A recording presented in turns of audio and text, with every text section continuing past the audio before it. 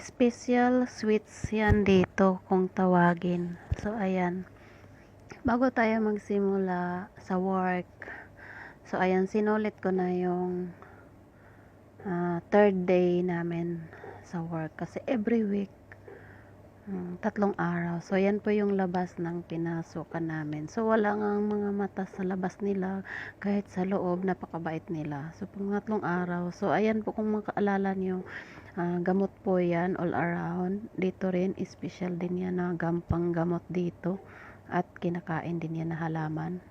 So ayan po, puno ng mangga. Sinulit ko na iniisip ko na sa probinsya ako ng bundok namin. So ayan po, sinulit ko na yung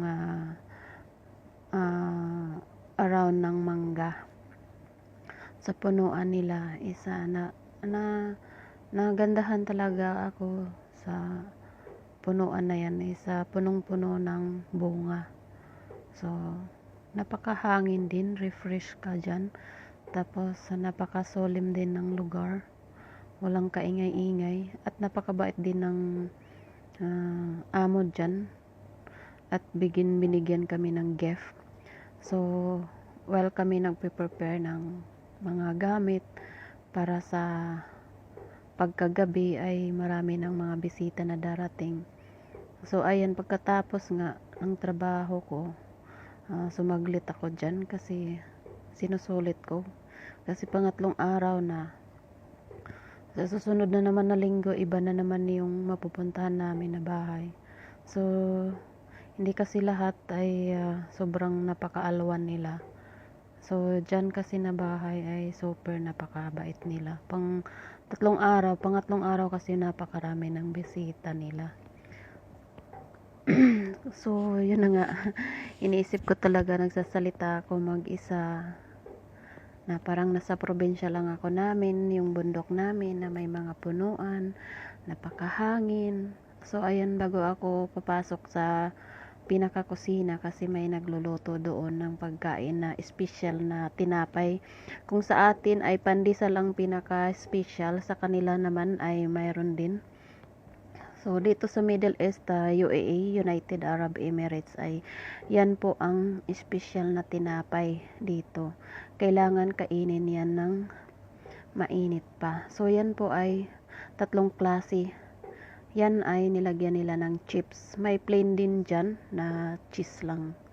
So ayan ay nilagyan ng sauce at saka chips. So ayan na, ay pagkatapos niyan ay i-slice siya ng 2 beses. Ayan, in-slice na niya. So at binigay niya sa akin yung isa, pinatikman. So sabi ko kung anong lasa. So ayan na nga, tinikman ko. Napakasarap kasi may cheese siya, may soy sauce,